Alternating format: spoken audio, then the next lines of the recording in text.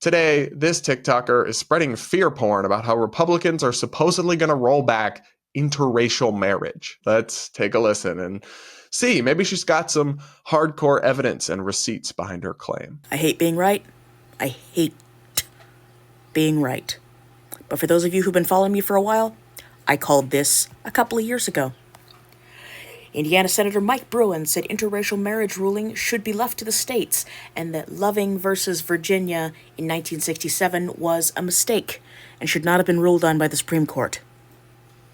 They're coming after all of us. This would nullify my parents' marriage, were my father still alive. This would nullify my marriage. I am incandescent, and I am not sorry. I do not apologize for the rage. I do not apologize for any of it right now. Keep this in mind when you go to vote. Get out there and get rid of these people. They are dangerous. You know what I think is dangerous? Spreading totally baseless fears and concerns and hysteria to huge audiences online and not doing basic research or fact-checking first. The comment section on this video is really disturbing, guys. I'll just read a few for you. Politicians need to know what real fear feels like. I think we should bring back the guillotine for them quickly. This country is f***ing disgusting. White women will continue to vote against their own best interests. Conservatives still want owning humans as property to be a state's decision. I may be wrong, but is this not a similar mindset to the Nazi mindset? Only wanting a pure race, no mixing, no gays, etc. Love just throwing gays in there. And white women who think we are safe, our right to vote, among others, is on their chopping block too. Y'all, apparently the 19th Amendment is coming next. Oh my God.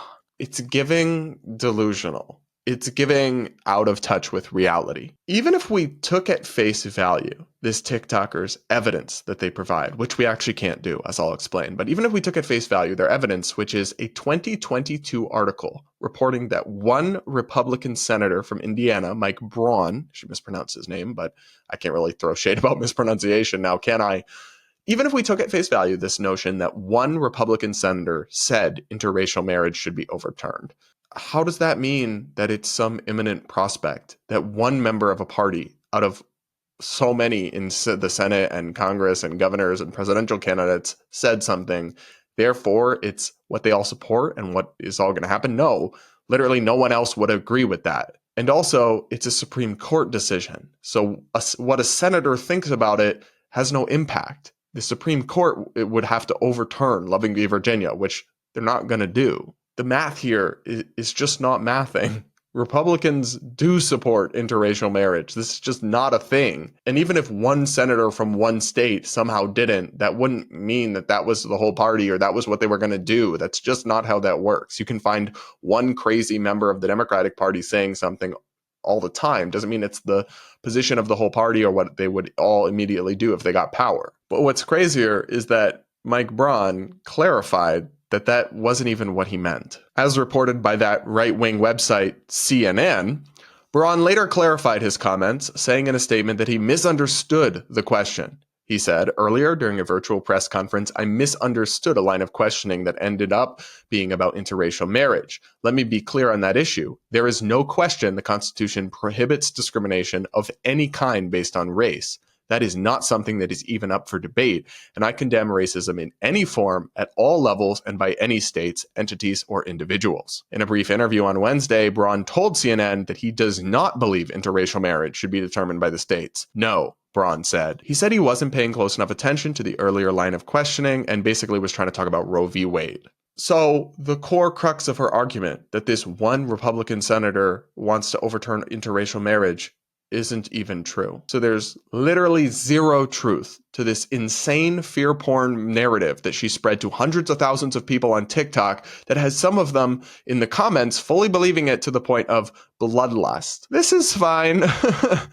Nothing to see here. This is fine. I don't know, man, but I personally think it's bad to scare people baselessly. and to get them all riled up and concerned and living in a state of fear when that is not justified by the facts. I actually think that's deeply, deeply harmful, reckless, and irresponsible. It also discredits your actual critiques. I mean, a hefty chunk of the Republican Party still does oppose gay marriage. So if you wanted to debate that and go after them on that, we can have that conversation.